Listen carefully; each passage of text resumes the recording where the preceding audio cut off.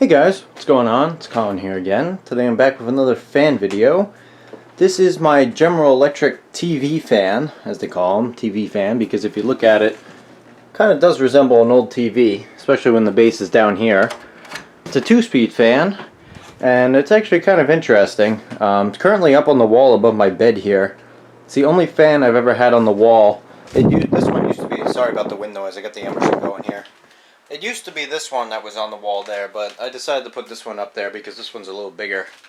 And it's 2 speeds, which I kind of like. But yeah, it's kind of interesting fan. I've restored it, and I'm going to go ahead and take it down off the wall for the video, and we'll take a closer look. So we're off the wall and on the dresser here. So, now that we're on the dresser, I can go ahead and maybe show you guys the information on this without destroying the fan or the surface it's on. Oh, hold on. Flip you guys around here. There you go. It's a GE F15A2.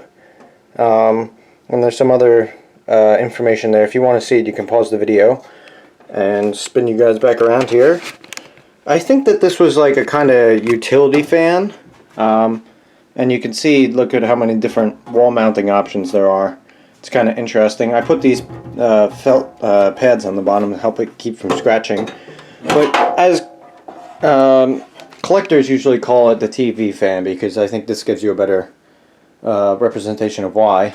But it's kind of just an interesting little fan. So the story goes that a couple of years ago I was walking through the thrift store, the only one I ever go to, and I walked right by this thing at least once or twice, and on my way out I was kind of, was just walking down the aisles one more time, make sure I didn't miss anything. And out of the corner of my eye I saw this thing. It was kind of like this under a shelf. And originally I walked right by it because I thought it was like a modern heater. And it was just kind of funny because then I saw the metal grill and I went back and I realized, wait, this is an antique fan. It's actually really cool. The funny thing was that it was earlier that week that Spats Bear actually did a video of his. And he said the exact same thing. When he was going through the thrift store, he thought it was a modern heater at first. But no, it's a GE. Probably from the 50s is my guess. I know Jordan Yu did a video on his one that he got a little while ago. That might actually be a really long time ago by now. But I don't know whether mine is older or newer, because some of them, like his, have a big molded plastic grill in the back. This one's all metal. And something I've always kind of liked about this is this metal grill, because it reminds me of those little Dayton exhaust fans, which I really like. If you look at it kind of like this. But as I mentioned, I did restore this fan when I got it. Everything that was metal, so the venturi ring, the stand, the grills, the fan blade, and everything was all in pretty tough shape. You can see there's a little bit of a color difference there. So I repainted it with a nice like cream color, I think. I forget exactly what it was, but this actually came out pretty darn good. Pretty happy with it. But yeah, it's a very versatile fan. You can spin it around, bounce it on a wall. A 2-speed. It's basically a bigger version of these, and also the strap van versions. The blades have a much more aggressive pitch on them, and it's just a bigger motor. And like I said, 2 speeds. And I drilled a little hole here, if you're wondering, that's to add oil to these motors. It's a GE ball motor. Kind of interesting design. But the plastic on the front is perfect. There's not a single grill that's slat that's broken. There's a little bit of scuffing on it, but there's nothing you can really do about that. And for 60-year-old, 70-year-old plastic, that's pretty good. It's a spin switch. It's kind of interesting.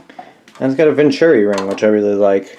The other interesting thing is that the wiring is all exposed on the front here. Normally they like try and hide that stuff, but not on this fan.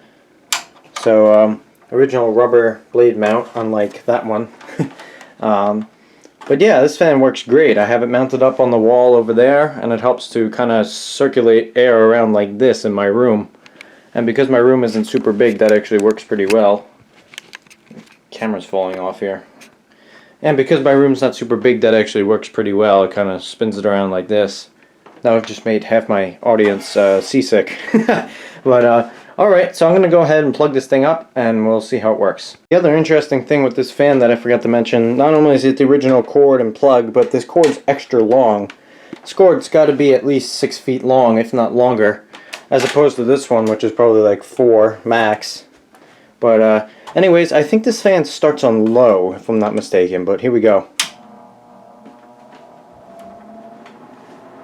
got that GE loose winding buzz noise to it. It's a kind of directed airflow. It's not a lot out to the sides, but it's a lot right in the center. So here we go with the camera wind noise airflow.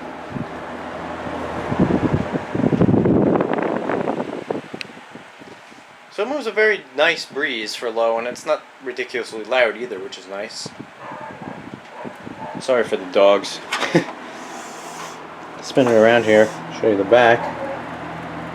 The motor is actually mounted on rubber. There's little metal pieces that kind of fork in like this, but they've got a rubber coating around them to help isolate vibrations.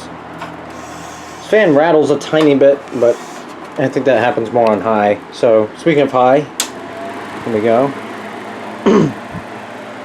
Even standing over here, I can feel a breeze because it's blowing all around my room.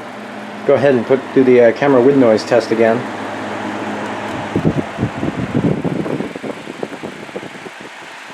So it moves a very nice amount of air. It's not like a ton of pressure like this would. This fan is just ridiculous. It moves a ton of air and there's a lot of pressure behind it, like you feel it. This isn't like a ton of pressure, but it's a really good amount of airflow. So go ahead and do a close-up startup noise here on low.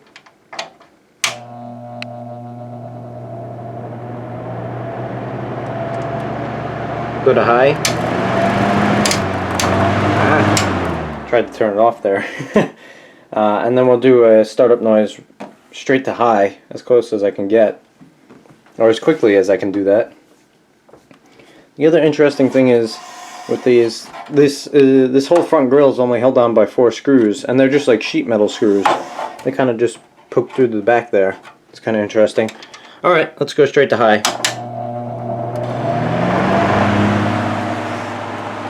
There we go. And we'll do spin down one more time just for the heck of it.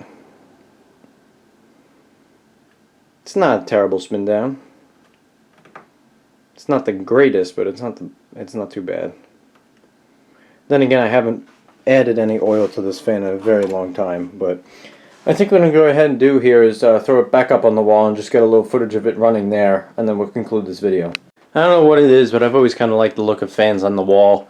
I don't have a whole ton of room to put any of my fans on the wall, but this one I think kind of fits pretty well and I like it. So here we go. I'll do one more fire up for you guys because I like the look of it on the wall. That's what it does. It sits there, blows towards the door, past the AC vent, and helps circulate. Like I'm all the way in the opposite corner of the room and I feel air moving around, and that's on low. So there you go.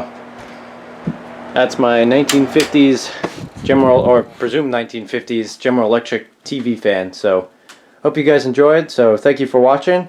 If you like what you see, hit the little like and subscribe buttons. Leave a comment if you have one. I'll see you in the next one. Bye.